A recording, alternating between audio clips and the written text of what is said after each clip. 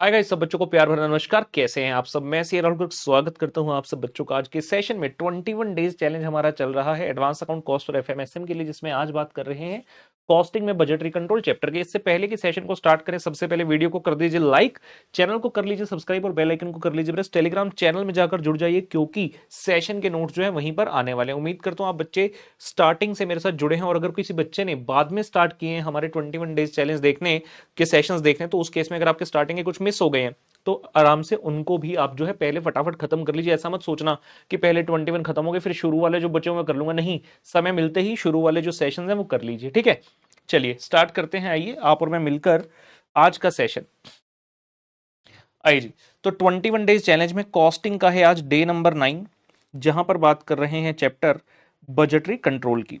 Budgetary control, जैसा कि हम जानते हैं, चैप्टर बहुत ही बढ़िया चैप्टर है। चैप्टर के अंदर कई तरह के प्रैक्टिकल बनते हैं, जिसको मेनली हम दो पार्ट में डिवाइड कर सकते हैं, फ्लेक्सिबल बजट एंड दूसरा आता है फंक्शनल बजट। फ्लेक्सिबल बजट का क्वेश्चन जब आता है तो we should have the knowledge कि भाई फिक्स वेरिएबल और सेमी वेरिएबल को कैसे पहचानना है, और अगर क्वेश्चन बताता है कि ऊपर नीचे कुछ प्लस माइनस हो रहा है तो किस तरीके से उसको हमने डील करना है। वहीं फंक्शनल बजट के अंदर डिपेंड करेगा क्वेश्चन कौन से डिपार्टमेंट से संबंधित बजट पूछ रहा है, तो हमें उसकी रेलिवेंट नॉलेज होनी चाहिए। जैसे अगर क्वेश्चन प्रोडक्शन बजट पूछता है तो हमें पता होना चाहिए कि प्रोडक्शन किस तरह से कंप्यूट होती है। क्वेश्चन अगर मटेरियल का कंजम्पशन या मटेरियल का परचेज बजट पूछ रहा है तो वैसी नॉलेज होनी चाहिए। लेबर बजट पूछ रहा है, सेल्स बजट, तो डिपेंड करता है। तो दोनों का ही हम एक एक सवाल जो है बढ़िया वाला करेंगे। मेरे साथ आ जाइए। हाँ जी, नोट्स जैसा कि मैंने कहा टेलीग्राम चैनल से आप ले सकते हैं, ऑलरेडी शेयर कर दिए गए हैं। तो क्वेश्चन कहता है जी, cost of an article at a capacity level of 5000 units is given under a below. ये राजी ए कहता भाई 5000 यूनिट जब बनाते हैं तो क्या खर्चा आता है वो दिया है। देखें क्या क्या है, मटेरियल है, लेबर है, साथ में कुछ लिखा है बी। ये क्या चीज है, पढ़ लेते हैं ऊपर। For a variation of 25% in capacity about below this level, कहता 5000 यूनिट के चाहे ऊपर 25% बनाओ या कम बनाओ 25%, तो जो खर्चा है it varies as indicated under B below. तो बी में लिखा है जी मटेरियल के सामने 100% वेरिंग। 100% वेरिंग का मतलब ये खर्चा पूर्ण तरीके से वेरिएबल है। लेबर के सामने भी लिखा है 100% वेरिंग, ये भी वेरिएबल है। फिर आ गया जी पावर 1250, 80% वेरिंग, मतलब इसमें 80% वेरिएबल है, 20% फिक्स है, तो तुम सेमी वेरिएबल हो। ठीक है, रिपेयर्स एंड मेंटेनेंस 2000, 75% वेरिंग, तुम भी सेमी वेरिएबल हो। स्टोर्स 1000, 100% वेरिंग, मतलब तुम वेरिएबल हो। इंस्पेक्शन 500, 20% वेरिंग, मतलब सेमी वेरिएबल, क्योंकि कुछ हिस्सा वेरिएबल वेरी कर रहा है और कुछ जो नहीं कर रहा वो फिक्स है। डेप्रिसिएशन 10,000 की 100% वेरिंग, ये क्या हो गया जी, वेरिएबल। एडमिनिस्ट्रेशन ओवरहेड 5000, 25% वेरिंग, मतलब सेमी वेरिएबल। सेलिंग ओवरहेड 3000 के 50% वेरिंग, मतलब तुम भी क्या हो, सेमी वेरिएबल। तो ये 5000 यूनिट्स अगर हम बनाते हैं तो हमारी इस प्रकार से कॉस्ट रहती है, जो टोटल आ गया जो 62,750, जिसको जब आप 5000 से डिवाइड करेंगे तो क्वेश्चन ने कॉस्ट पर यूनिट भी निकालकर बता दिया। अब हमसे क्या चाहता है question, find the unit cost, मतलब पर यूनिट कॉस्ट बता दो of the product under each individual expense. मतलब लास्ट में तो बताना ही, लेकिन पर यूनिट हर खर्चे के साथ भी निकाल कर बताना। जैसे 25,000 है, डिवाइड बाय 5000 करोगे तो ये कितना आ जाएगा जी, 5 रुपए। तो इस तरह से हर खर्चे के साथ इंडिविजुअली भी बताओ at the production level of 4000 and 6000 unit. ये क्वेश्चन हमसे चाहता है। तो फ्लेक्सिबल बजट का उत्तर क्वेश्चन है। आइए उत्तर की तरफ चलते हैं। ये देखिए जी, तो क्वेश्चन ने बोला कि भैया आप करंटली 5000 पर हो, इससे 25% कम यानी कि इतने, या 25% ज्यादा यहां तक बनाओगे, तो जिस हिसाब से उसने अपने टेबल में बताया कि ऐसे ऐसे वेरी करेगा वैसे करेगा। और हमें उसने कहा कि 4000 यूनिट और 6000 यूनिट पर बनाकर दिखा दो, तो वो इस रेंज के बीच में ही आ रहे हैं। तो क्वेश्चन ने जिस अंदाज में बी कॉलम में लिखा था वैसे ही हमने करना है। अगर क्वेश्चन ने कुछ ना भी लिखता तब भी हम ऐसे ही करते, तो ये सिर्फ डराने धमकाने और कंफ्यूजन पैदा करने के लिए दिया हुआ है। हमने क्या करना है, सीधा ये मैंने सिखाया हुआ सिर्फ लिखकर एग्जाम में नहीं लिखना होता, ये मेन चीज है जी। ਇੱਥੇ आ जाना है अपा स्टेटमेंट शोइंग पुत्र total cost and unit cost, मतलब पर यूनिट 4000 यूनिट, 5000 यूनिट और 6000 यूनिट है। क्वेश्चन में 5000 का तो गिवन ही है आपको टोटल कॉस्ट, इसका हमने कॉस्ट पर यूनिट कर लेना। और 4000 और 6000 के लिए हमें ये दोनों कॉलम प्रिपेयर करने, टोटल कॉस्ट एंड पुत्र कॉस्ट पर यूनिट का।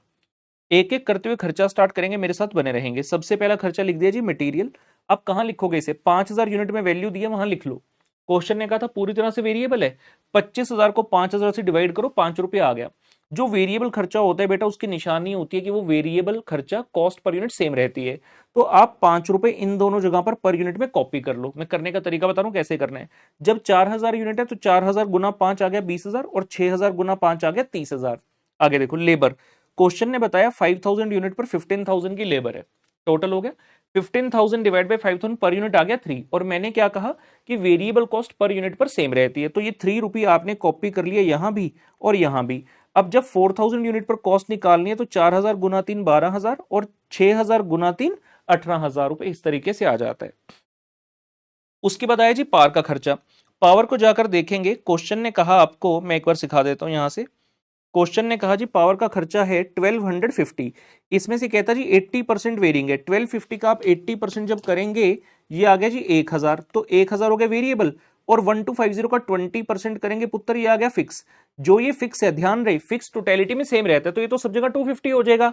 और जो वेरिएबल है उसके लिए मैंने क्या सिखाया कि वेरिएबल पर यूनिट पर सेम रहता है, तो 1000 रुपए का जो वेरिएबल है 5000 यूनिट से डिवाइड कीजिए, आपके पास आ जाएगा जी पुत्र 0.20। तो 0.20 से आपने सभी यूनिट्स को मल्टीप्लाई कर देना। ये देखिए पावर का खर्चा वेरिएबल कर रहे हैं, पहले कैसे आ गया, आपने मल्टीप्लाई किया 1250 में से 80% आ गया ये और 20% आ गया ये। जो 1000 आया इसका पर यूनिट कर लो 0.20। मैंने क्या सिखाया, वेरिएबल में 0.2 पर यूनिट जो है वो सेम रहेगा, तो 4000 गुना 0.2 800, 6000 गुना 0.2 1200। और जो फिक्स है ये टोटलिटी में सेम रहता है, जो फिक्स है वो टोटलिटी में सेम रहता है, तो 250 आ गया। आप 250 को 4000 से डिवाइड करेंगे 0.0625 और 250 को 6000 से डिवाइड करेंगे तो 0.042, और यहां आ रहा है 250 डिवाइड बाय 5000 0.05। तो जो सेमी वेरिएबल है उसको इस तरह से आपने ट्रीट करना है। अब जैसे रिपेयर मेंटेनेंस का खर्चा है, क्वेश्चन ने दिया था 2000 रुपए का, ये देखिए रिपेयर एंड मेंटेनेंस पुत्र दिया 2000 रुपए, कहता जी 75% वेरिंग है, तो 2000 का 75% करेंगे 1500 रुपए आपने लिख देना यहां, 2000 का 75% और बाकी का 25% आ गया यहां। 5000 लेवल पर वेरिएबल और फिक्स मिल गया। जो वेरिएबल है उसके लिए पर यूनिट निकाल लो, 1500 डिवाइड बाय 5000 0.3, ये पर यूनिट सेम रहेगा। 4000 इंटू 0.3, 6000 इंटू 0.3, और जो फिक्स है फिक्स टोटलिटी में सेम रहता है, तो इस 500 को आप दोनों जगह पर कॉपी कर दीजिए, तो आपके सामने वैल्यूज आ गई जी 500 की डिवाइड बाय 4000 और डिवाइड बाय 6000 करते हुए ऐसे। फिर स्टोर था, उसने कहा पूरी तरह से वेरिएबल है, 1000 रुपए आपका स्टोर्स का अमाउंट है, पूरा वेरिएबल है, तो 1000 डिवाइड बाय 5000 0.2 सेम लिख दिया दोनों जगह, 4000 इंटू 0.2 और 6000 इंटू 0.2 करते हुए वैल्यू भी निकाल दी। फिर आया जी इंस्पेक्शन का खर्चा। इंस्पेक्शन का खर्चा कितना है जाकर देख लेते हैं क्वेश्चन में। इंस्पेक्शन का खर्चा है जी 500 रुपए, क्वेश्चन कहता है 20% वेरिंग है, तो 500 का 20% हो गया 100 और 500 का 80% हो गया 400, तो वेरिएबल है 100 और फिक्स है 400, ये लीजिए इंस्पेक्शन 100 वेरिएबल 400 फिक्स। जो वेरिएबल है डिवाइड बाय 5000 किया 0.02 आ गया, पर यूनिट पर सेम है, तो 4000 यूनिट पर 0.02 से मल्टीप्लाई किया 80 और 6000 पर 0.02 से मल्टीप्लाई किया 120, और जो फिक्स है ये टोटलिटी में आपने सेम रखना है। 400 रुपए आए, 400 को डिवाइड बाय 4000 0.1, 400 डिवाइड बाय 5000 0.08 और 400 डिवाइड बाय 6000 0.067। क्योंकि फिक्स खर्चा सेम रहता है, जैसे जैसे यूनिट्स बढ़ते हैं तो पर यूनिट फिक्स कॉस्ट कम होती रहती है। फिर नेक्स्ट है जी डेप्रिसिएशन। ये पूरी तरह से वेरिएबल बताया था क्वेश्चन ने, 1000 वेरिएबल है, डिवाइड बाय 5000 किया तो पर यूनिट आ गया 2, पर यूनिट सेम रहेगा, वेरिएबल है 4000 इंटू 2 8000, 6000 इंटू 2 12000। उसके बाद दो खर्चे और हैं, administration and selling and distribution overhead. Administration है 5000 और सेलिंग ओवरहेड 3000। पहला है 25% वेरिंग, दूसरा है 50% वेरिंग, तो पहले एडमिनिस्ट्रेशन वाला खर्चा करते हैं। 5000 में से 25% वेरिएबल, 75% फिक्स। जो वेरिएबल है डिवाइड बाय 5000 पर यूनिट निकाल लिया, ये पर यूनिट सेम रहा, 4000 इंटू 0.25, 6000 इंटू 0.25, और जो फिक्स है 3750, ये टोटलिटी में सेम रहेगा, टोटल वाले कॉलम में लिख दिया। 4000 से डिवाइड किया तो 0.9375, 5000 से डिवाइड किया 0.75 और 6000 से डिवाइड किया तो 0.625। लास्ट में आगे जो सेलिंग ओवरहेड जो कि दिया हुआ है 3000 और 50% वेरिएबल है, 50% वेरिएबल उत्तर 50% फिक्स, तो 1500 जो वेरिएबल है डिवाइड बाय 5000 किया 0.30 आ गया। 0.30 को जैसे ही आप लेंगे, वेरिएबल है पर यूनिट पर सेम रहेगा, तो 4000 इंटू 0.3 एंड 6000 इंटू 0.3, और जो फिक्स है 1500 इसको टोटलिटी में आपने दोनों जगह सेम लिख लिया, डिवाइड बाय 4000 किया 0.375, डिवाइड बाय 5000 किया 0.3, डिवाइड बाय 6000 किया तो 0.25। फाइनली आप जब टोटल करेंगे 4000 यूनिट्स की कॉस्ट, 5000 यूनिट्स की कॉस्ट और 6000 यूनिट्स की कॉस्ट इस तरह से दिखेगी। लेकिन जब आप पर यूनिट फाइंड करेंगे 12.87 आ रहा है 4000 यूनिट पर, 5000 पर कम हो गया और 6000 पर और कम हो गया। ये क्यों होता है? क्योंकि जैसे जैसे आपके यूनिट्स बढ़ते हैं, अब देखो जो वेरिएबल पर यूनिट है वो तो सेम है सब में, लेकिन जो फिक्स है जैसे जैसे यूनिट्स बढ़ेंगे आपका फिक्स कॉस्ट पर यूनिट कम होता जाएगा, अकॉर्डिंगली टोटल भी आपका कम ही दिखेगा पुत्र। ठीक है जी, तो wonderful question, I hope this is clear. उसके बाद आंदा जी साडे कोल एक होर बढ़िया क्वेश्चन फ्लैक्सिबल बजट का। कहता जी following are the estimated sales of a company for 8 months ending 30th of November 2007। उसने अप्रैल से लेकर नवंबर तक की सेल्स के यूनिट्स बता दी। As a matter of policy company maintains the closing balance of FG and material as under. कहता है जब हमें एफजी का क्लोजिंग बैलेंस रखना होता है तो 50% of the sales of next month रखते हैं। अगर मैं अप्रैल में हूं तो मई में जितनी सेल होगी उसका 50% हम अप्रैल में क्लोजिंग स्टॉक रखेंगे। और मटेरियल के लिए consumption of the next month, मतलब अप्रैल में आप कितना मटेरियल रखोगे क्लोजिंग स्टॉक में, जितना अगले महीने की कंजम्पशन होने वाला है पहले से उतना अपने पास रखोगे। फिर क्वेश्चन कहता है जी every unit of production requires 2 kg of raw material. एक यूनिट प्रोड्यूस करने के लिए हमें 2 किलो मटेरियल चाहिए और 5 रुपए प्रति किलो की कॉस्ट से हमें मटेरियल मिलता है।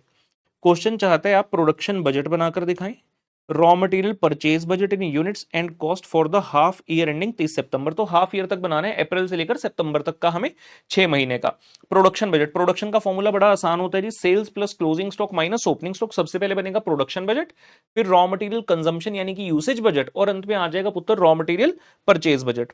तो आइए जरा इस क्वेश्चन पर चलें, बहुत ही बेहतरीन प्रश्न है। सबसे पहले हमारे सामने आता हुआ जी आज आज ला ला ला ला ला ला पुई पुई पुई पुई, ये लीजिए पुत्र। सबसे पहले आ रहा है प्रोडक्शन बजट हाफ ईयर के लिए। मैंने फॉर्मूला क्या बताया जी, sales plus closing minus opening stock equal to production. Question में उसने आपको अप्रैल मई जून जुलाई अगस्त सितंबर की सेल्स बताई, हम यहां पर एक अक्टूबर भी लिख लेते हैं। उसके बाद क्लोजिंग स्टॉक की बात करें, उसने कहा अप्रैल में क्लोजिंग कितना होगा, अगले महीने की सेल का आधा, तो मई में सेल है 13,000, उसका हाफ कर लो 6,500। सिमिलरली जून में क्या होगा, जो जुलाई की सेल है उसका हाफ कर लो, और इसी तरह से आप जो है चलते जाएंगे, सभी मंथ्स का आ जाएगा। सितंबर में क्या आएगा, जो अक्टूबर की सेल का 50% है। अब जो आपका अप्रैल का क्लोजिंग स्टॉक है यही तो मई का ओपनिंग बनेगा, तो जो मई का क्लोजिंग है वो जून का ओपनिंग, जो जून का क्लोजिंग है वो जुलाई का ओपनिंग। तो बच्चे कई बार घबरा जाते हैं, क्वेश्चन है ना क्लोजिंग स्टॉक बताया ओपनिंग तो बताया नहीं, अरे जो पिछले का क्लोजिंग है वही तो करंट का ओपनिंग है। तो इस तरह से आगे, लेकिन दिक्कत रह गई सर, सल इसमें क्या करें, अप्रैल में क्या करें। अगर आप ध्यान से यहां देखते हैं, जैसे मई के महीने की सेल 13,000 थी, इसका 50% गया यहां 6,500 क्लोजिंग बनकर, और यही अमाउंट घूमकर आपका ओपनिंग हो गया, यानी कि जिस महीने की सेल है उसी का 50% ओपनिंग आ जाता है। तो सिमिलरली अप्रैल की जो सेल है उसका भी 50% 6,000 इसका ओपनिंग बन जाएगा। ये ट्रिक है इस क्वेश्चन में।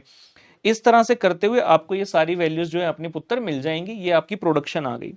जैसे ही आपकी प्रोडक्शन आ गई 6 महीने की, अगला काम है आपको क्या करना है जी, कंजम्पशन बजट बनाना है। कंजम्पशन बजट का मतलब होता है कि आपने जितनी प्रोडक्शन करनी है उसको करने के लिए, प्रोड्यूस करने के लिए कितना कंजम्पशन ऑफ मटेरियल होगा। क्वेश्चन ने बताया था एक यूनिट को बनाने के लिए 2 किलो मटेरियल लगते हैं, तो जितनी प्रोडक्शन है इसको कॉपी कर लो, मल्टीप्लाई कर दो material required per unit of FG, जो कि कितना है 2 किलो, तो 2 से इसको गुना करेंगे, आपके पास पुत्र ये कंजम्पशन की वैल्यूज आ जाएगी 6 महीने की। डन हो गया। और लास्ट में पुत्र बनता है रॉ मटेरियल का परचेज बजट। फिर से आप सेम मंथ लिख लिया, अप्रैल में जून जुलाई अगस्त सितंबर। परचेज कैसे आता है, फॉर्मूला होता है जी consumption plus closing minus opening. बड़ी आसान सी बात है, मुझे करंट मंथ में जितना कंजम्पशन करना है वो तो मुझे खरीदना ही है। मान लो मैंने बोला मैं 100 यूनिट कंज्यूम करूंगा मटेरियल के, 100 किलो कंज्यूम करूंगा, 100 किलो तो खरीदेंगे ही, लेकिन मैंने कहा यार मैं ना 20 किलो अपने पास रखना भी चाहता हूं क्लोजिंग में, तो 100 + 20 हो गया 120। लेकिन देखा तो ओपनिंग पहले से लेट से 5 किलो पड़ा था मेरे पास, तो उसको माइनस कर देंगे। तो फॉर्मूला बनता है consumption plus closing minus opening. इस तरह से आपके पास परचेज आ जाती है। सबसे पहले क्या करो जी, जो यहां कंजम्पशन थी उसको कर लो कॉपी, ये कंजम्पशन कॉपी हो गई। अब क्लोजिंग, क्वेश्चन ने क्या कहा था, मटेरियल का क्लोजिंग कितना रखते हो, अगले महीने की जो कंजम्पशन होने वाली है उतना अमाउंट। तो आपकी मई में जो कंजम्पशन है वो मेरा हो गया अप्रैल का क्लोजिंग, जो जून की कंजम्पशन है वो मई का क्लोजिंग, जून का क्लोजिंग क्या होगा, जो जुलाई की कंजम्पशन है। तो अगले अगले महीने का पीछे लाते जाओ। अब आप यहां पर आकर फंस जाएंगे। आप जब सितंबर में आए, अगस्त में आए, तो सितंबर का कंजम्पशन आ गया, और सितंबर में क्या आएगा, जो अक्टूबर का कंजम्पशन है। तो वापस जाकर पहले अक्टूबर का कंजम्पशन निकालो। अक्टूबर का कंजम्पशन निकालने के लिए क्या चाहिए, अक्टूबर की प्रोडक्शन चाहिए, तो अक्टूबर की प्रोडक्शन भी हमें चाहिए होगी। कोई दिक्कत नहीं है, निकल इजीली सकता है क्योंकि सारा डाटा आपके पास अवेलेबल है। उसके बाद जो कल क्लोजिंग है वो अगले का ओपनिंग है, जो क्लोजिंग है वो अगले का ओपनिंग है। और सेम वे में अप्रैल जो मंथ है इसी का ओपनिंग घूमकर इसमें आ गया, क्योंकि ये देखो जी वापस से दिखाता हूं एक बार। अगर आप देखें जो मई का कंजम्पशन था ये अप्रैल का क्लोजिंग स्टॉक बना और वही 22,000 घूमकर यहां आ गया, यानी कि एक तरह से जो महीने का कंजम्पशन है वही उसका ओपनिंग स्टॉक बन जाता है। तो अप्रैल का भी जो कंजम्पशन है वो इसका पुत्र बन गया ओपनिंग स्टॉक, यानी कि 25,000। आप इसको सॉल्व करेंगे, ये आपके पास वैल्यूज आ गई जी 22,000, 17,000, 18, 22, 26 और 26। तो रॉ मटेरियल का परचेज इन केजी आ गया। क्वेश्चन ने कहा था वैल्यू भी निकाल कर बता दो, वैल्यू कैसे निकालूं? क्वेश्चन ने कहा 1 किलो मटेरियल 5 रुपए का मिलता है, तो जितने किलो खरीदने हैं उसको 5 से गुना कर दीजिए सब जगह, और ये आपके पास आ जाएगी परचेज की वैल्यू 1,10,000, 85,000, 90,000, 1,10,000, 1,30,000 एंड 1,30,000। तो बहुत ही बेहतरीन क्वेश्चन है, इस टाइप का क्वेश्चन एग्जाम में आता रहता है। Very very wonderful question, I hope ये क्लियर है। चलिए जी कुछ एमसीक्यूज देखे जाएं बजटरी कंट्रोल से संबंधित। आ जाओ पुत्रों, नहीं आ चले। आओ जी, क्वेश्चन कहता classification of fixed and variable cost is useful for the preparation of. कहता फिक्स और वेरिएबल में क्लासिफिकेशन करना किसके लिए जरूरी है? A option master budget, flexible, cash budget या कैपिटल बजट। जी क्या आंसर होना चाहिए? फिक्स और वेरिएबल की बाइफरकेशन कहां काम आती है? फ्लेक्सिबल बजट में। इसी बजट में तो हम देखते हैं कि खर्चा फिक्स है, वेरिएबल है या सेमी वेरिएबल है। अगला प्रश्न, क्वेश्चन कहता पुत्र which of the following is usually a short term budget. Normally इनमें से कौन सा बजट ऐसा है जो लॉन्ग टर्म नहीं शॉर्ट टर्म बनता है? पहला कैपिटल एक्सपेंडिचर, ये तो नाम से ही लॉन्ग टर्म है, कैपिटल एक्सपेंडिचर, इसमें तो एसेट्स इन्वेस्टमेंट्स की बात कर रहे हैं। आर&डी ये हमेशा लॉन्ग टर्म होता है, क्योंकि जब आप रिसर्च करते हैं तो शॉर्ट टर्म में रिजल्ट नहीं आते, लॉन्ग टर्म आते हैं। Cash budget, cell budget. अब कैश बजट और सेल बजट में लड़ाई है, लेकिन क्वेश्चन ने ऊपर लिखा है यूजुअली कौन सा शॉर्ट टर्म बजट होता है। तो यूजुअली जो शॉर्ट टर्म बजट होता है वो होता है आपका कैश बजट। आप इसे 1 मंथ, 2 मंथ, 3 मंथ एक्सेट्रा का बनाते हैं, या क्वार्टर का, या हाफ ईयरली। सेल्स बजट उतना भी छोटा नहीं होता, आप नॉर्मली 1 साल की सेल्स का बजट तो बनाते ही हैं। तो इसका उत्तर है पुत्र कैश बजट। ठीक है जी, तो ये हमारा बजटरी कंट्रोल का सेशन रहा।